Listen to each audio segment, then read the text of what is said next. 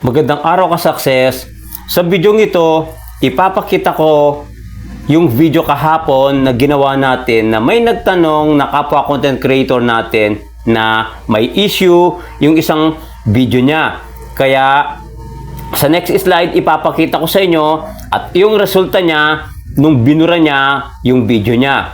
Maraming salamat ka, success. So, next slide na tayo para makita mo na rin. Next slide tayo. Ayan ka-success, pupuntahan natin yung message. Ipapakita ko sa inyo. Yan, scroll natin. Ayan si Ma'am Elsie Narnola. I-click natin yan.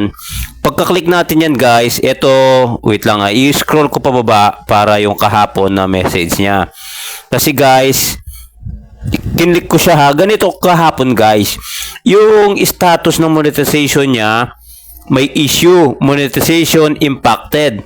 Tapos guys, uulitin ko lang, nung sinabi ko, ma'am, i-click nyo nga po yung view. Ayan, view. Nung kinlik niya yan, ito, slide natin. At pinadala niya rin itong issue niya na video. Sabi niya, nakalagay dyan, may issue. Sabi niya, paano daw buburahin yung mga video o video na may issue.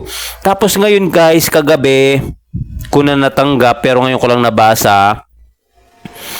Ito, message niya. Ayan, binalik ko lang. I-scroll natin.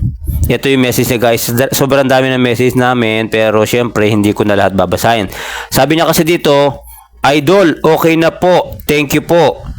Tapos, sabi ko dito, ayun, galing po. Bukas gawin ko din pong video. Result nyo po. Salamat din po. Good evening po, sabi ko. Tapos sabi niya, yes sir, thank you din po. Ayun. Kiklik natin na yung monetization status niya, green na siya. Ayan o. Sabi na dito, earning. Great job.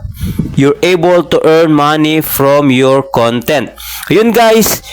Yun lang sa video ito para malaman mo kung paano i-delete yung may issue na video. Back to camera tayo. So, ayun ka-success. Nakita mo na. May issue. Uulitin ko lang, may issue yung video niya kahapon. Nagtanong siya sa akin, paano burahin daw yun? Kasi bago pa lang siyang content creator. Kaya ginawa ko, nag-record ako ng video kung paano burahin yung video mo na may issue. Ulitin ko lang, ginawa ko na kahapon yun. I-click mo lang yung sa taas, yung may 3 dot, tapos move to trash. Yun lang guys, at naging resulta niya, yung monetization status niya, earning na siya at green na yung naka-check sa kanya. Sana guys, may natutunan ka at naintindihan mo ang topic natin sa video ito. Maraming salamat ka, success, at see you sa mga susunod nating mga video. Bye-bye and God bless po. Thank you.